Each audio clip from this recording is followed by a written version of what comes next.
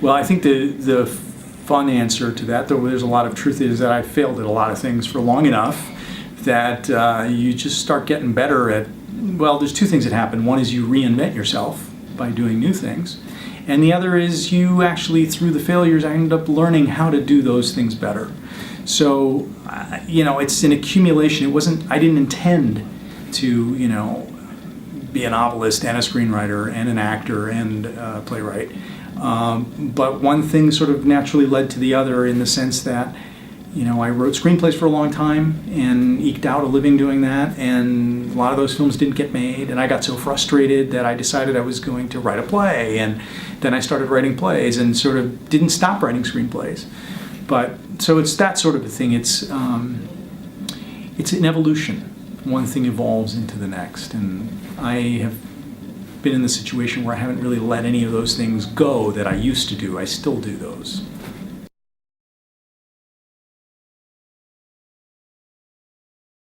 The most rewarding thing, I think, is to recognize that people are connecting to what it is that I'm doing. I write to connect to the audience, to people, to readers, and the fact that that seems to be happening is just, at times, just seems miraculous to me.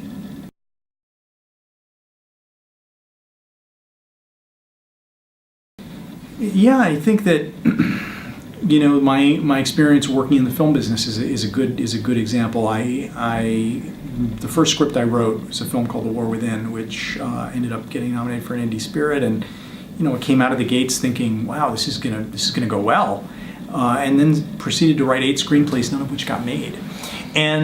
But the interesting thing about that was every one of those stories, I worked with people who taught me something about story. And because the films weren't getting made, it's going to sound paradoxical, it almost kind of made me more open, because I kept feeling like, well, maybe I'm just not getting something. There's something that I'm not understanding, so let me continue to try to get this right. And it turned out that the dynamics of what was getting films made and not films not made wasn't necessarily what I was bringing to the table. But in approaching it as an opportunity to constantly try to get better, because if I got better, then maybe that would mean the film would get made, I ended up becoming a better writer. So I think it's one of those things where attitude made a huge difference.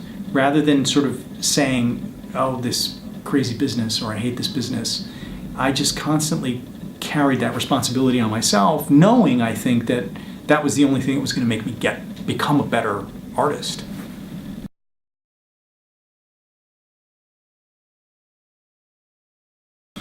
Stick with it. It takes time. And I would say that not everybody, but a lot of people don't always understand, and I was certainly one of these people, that I don't really know that much about what it is I'm doing. I talk about dividing my career up into sort of 4 sections, and I've basically been a writer, writing for movies, writing for the theater, writing fiction.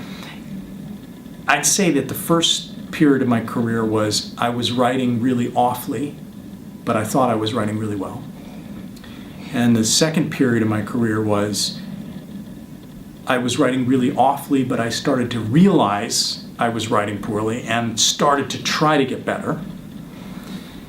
Third period was I'm writing better, but nobody's paying any attention. And the fourth period has been, I guess I'm writing better and folks are paying attention. And each one of those periods was years. So you have to give yourself the time to be able to develop.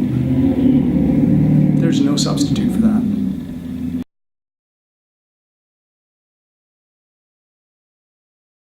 Folks talk a lot about networking. And networking to me is kind of a misnomer in a way. I think one of the things that I notice that a lot of young folk don't really get about promoting themselves in this very self-promoting culture is that developing relationships with people under the basis of mutual self-interest isn't always the best way to maintain a long-term relationship.